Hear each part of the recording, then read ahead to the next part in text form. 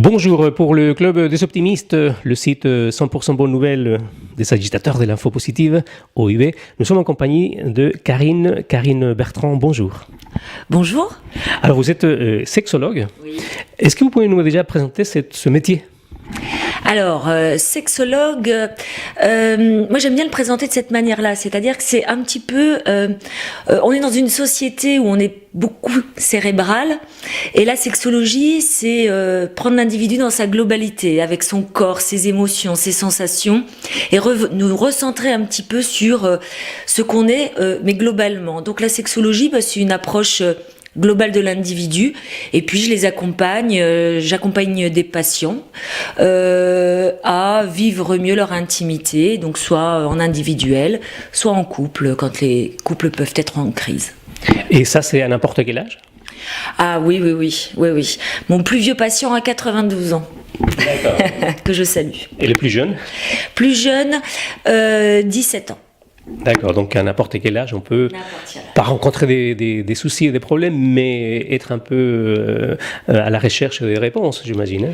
À la recherche de réponses, et puis surtout, c'est un vrai sujet d'actualité où beaucoup de gens, en fin de compte, sont en souffrance parce que beaucoup dans l'enjeu de devoir réussir. Ouais.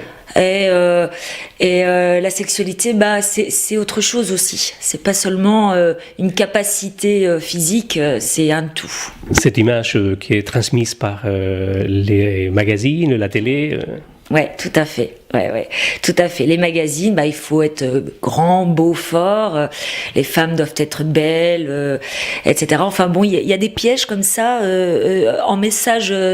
Social, culturel aussi, parce que notre culture aussi vient nous embêter sur ce qu'on est. Et l'idée, effectivement, comme on disait, c'est de permettre d'être acteur de ce que l'on est, puis surtout s'autoriser à prendre plaisir avec soi, plaisir de soi et plaisir avec l'autre. Alors, le sexe, est-ce que c'est encore tabou ? Eh bien, moi je dirais oui. Oui. Moi j'aurais une tendance à dire oui, malgré tout. Pourtant, on est dans une société très sexualisée, c'est-à-dire avec les médias, la publicité, etc. Pour autant, le commun des communs reste toujours seul face à ses propres questionnements, ses propres projections, représentations. Donc oui, ça reste tabou. Souvent, les gens, quand ils viennent, il y a eu un grand chemin qui a été fait avant de réussir à prendre le téléphone et à dire oui, j'ai besoin d'un coup de main. Oui. Et d'ailleurs, quand je disais à certaines personnes que j'allais interviewer une sexologue, que je veux voir une sexologue, ça fait tout de suite quelque chose, ça fait un peu peut-être bizarre. Ah, mais t'as des problèmes. Oui, souvent on pense problème. Oui. Parfois j'accompagne aussi pour faire le point, besoin de re-questionner, peut-être des périodes de transition aussi. Après un enfant, après une séparation, enfin voilà, c'est très très variable. Tout n'est pas qu'une question de dessous de ceinture, souvent je dis. C'est oui, voilà, global que ça. Voilà. Est-ce que je sais qu'actuellement dans les écoles il y a des moments où on apprend aux enfants la sexologie. Est-ce que c'est quelque chose qui vraiment les jeunes, les ados apprennent vraiment? Ou c'est juste une matière comme ça qu'ils ne prennent pas tellement au sérieux ?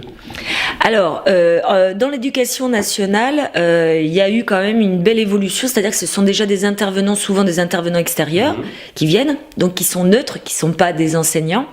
Donc ça, c'est la première chose positive, parce que ça permet justement d'appréhender la question du sujet de la vie affective et sexuelle d'une manière toujours pareille, plus globale, qui est plus dans la relation à soi et la relation aux autres, plutôt que dans la mécanique des corps, sur la grenouille, la reproduction de la grenouille, quoi.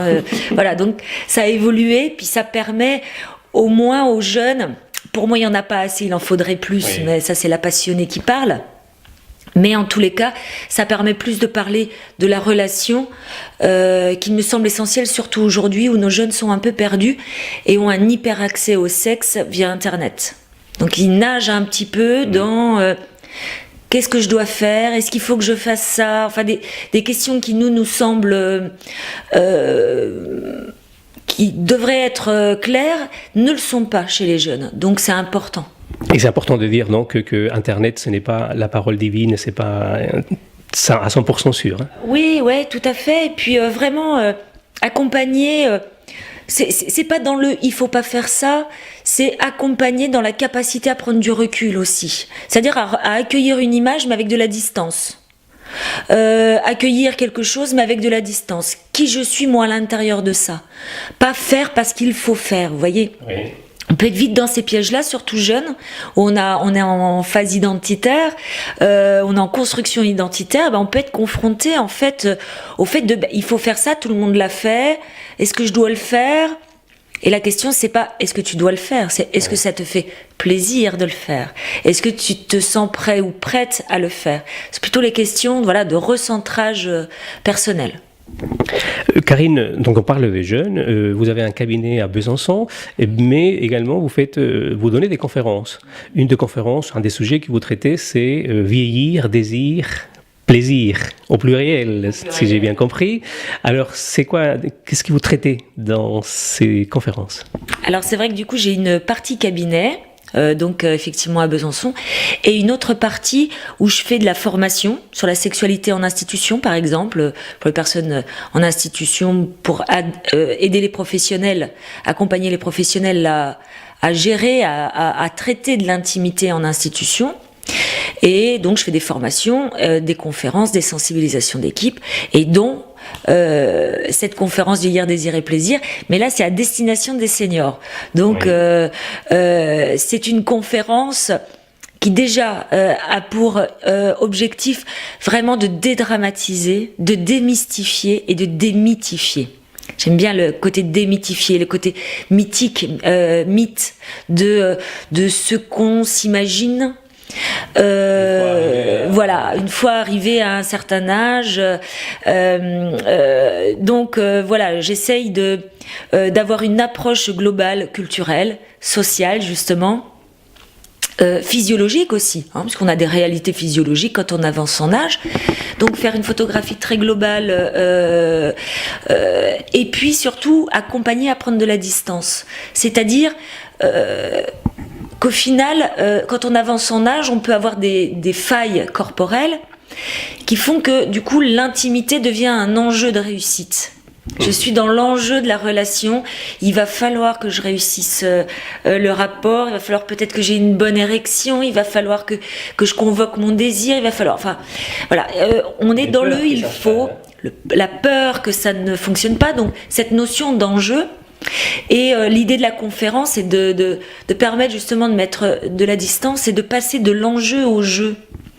Jouer le rapport à soi, jouer le rapport à l'autre, travailler sur la sensualité, travailler sur des choses beaucoup plus transversales, plus que la mécanique des corps et en gros... je suis vieux, c'est foutu. Ou c'est-à-dire que d'une part, est-ce que c'est des choses qu'on n'a pas fait quand on était jeune ou adulte, ou est-ce que du fait que la vieillesse approche, il faut se réinventer?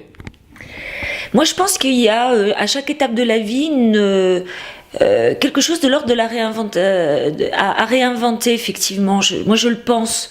C'est-à-dire que on n'est plus la même personne physiquement, on n'est plus la même personne.